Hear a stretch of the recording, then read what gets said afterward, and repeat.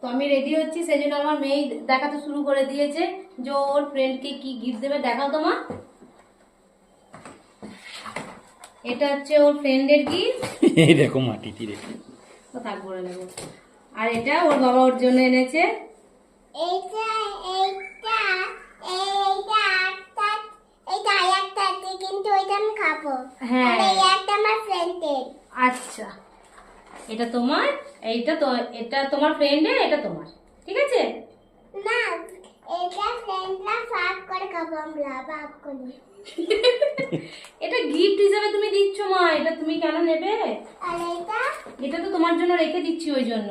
না, আর আমাদের মা মেয়েকে কেমন লাগছে? আমরা পুরোপুরি রেডি হয়ে গেছি। তার থেকে আমাকে ভালো লাগছে না, আমার মাকে ভালো লাগছে। তোমাকেই ভালো লাগছে সবাই বলবে এটা। আমি কি বল? তুমি তো, তুমি তোমার